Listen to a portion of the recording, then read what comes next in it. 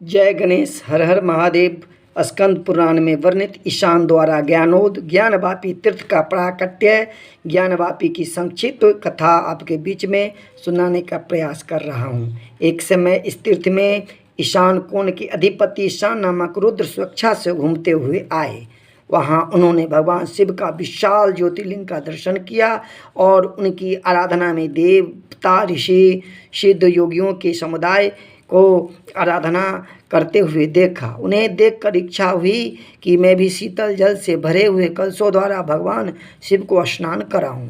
तब उन्होंने विश्वेश्वर लिंग के दक्षिण में थोड़ी दूरी पर त्रिशूल से वेगपूर्ण एक कुंड खोदा। उस समय उस कुंड से पृथ्वी का आवरण रूपी जल जो पृथ्वी से ढका हुआ था प्रकट हो गया। ईशान रुद्र ने उस जल से शिवलिंग को स्नान कराया।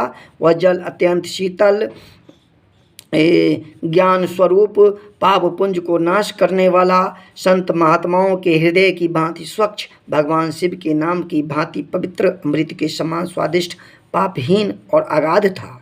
ईशान रुद्र ने सहस्त्र धारा वाले कलशों द्वारा सहस्त्र बार विश्वनाथ जी को स्नान कराया। तब प्रसन्न होकर विश्वात्मा शिव बोले, मैं तुम्हारे इस कर्म से बहुत प्रसन्न हूँ, अतः तुम मुझे हमसे कोई वर मांगो। ईशान बोले, यदि आप प्रसन्न हैं तो यह अनुपम तीर्थ आपके नाम से प्रसिद्ध हो। भगवान विश्वनाथ जी बोले, त्रिलोक में जितने भी तीर्थ हैं उन सब में यह तीर्थ परम शिव तीर्थ परम श्रेष्ठ होगा। शिव ज्ञान को कहते हैं, वही ज्ञान मेरी महिमा से उदय हो इस कुंड में द्रवित होकर प्रकट हुआ है। अतः यह तीर्थ तीनों लोक में ज्ञानोद ज्ञानवापी के नाम से प्रसिद्ध होगा। इसके जल के स्पर्श मात्र से मनुष्य के सब पापों से मुक्त हो जाता है।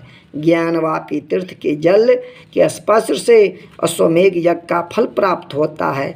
इसके जल से आचमन से अश्वमेघ यज्ञ का फल प्राप्त होता है।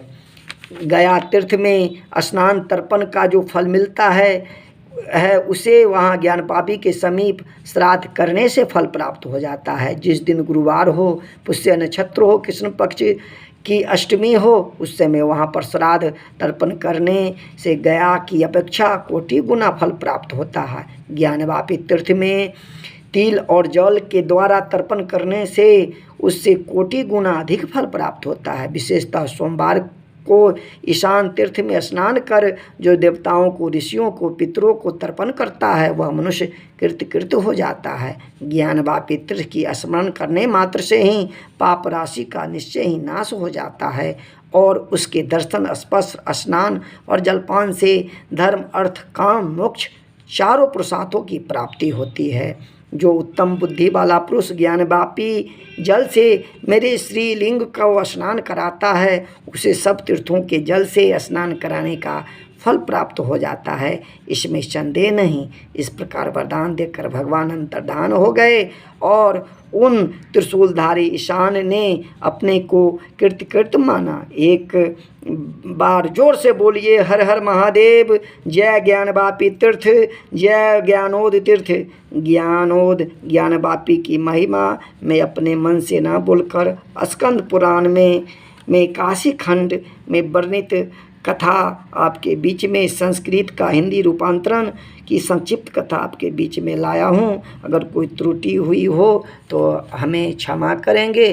फिर अगले वीडियो में ज्ञानवापी की जो महिमा है, आगे जो कथा है आपके बीच में लाऊंगा। इसीलिए ज़्यादा से ज़्यादा इस कथा को सुनें, श्रवण करें, शेयर करें। अगर आपको ये कथा अच्छी लगे तो चैनल को सब्सक्राइब और लाइक बटन ज़रूर दबा दें। हर हर महादेव।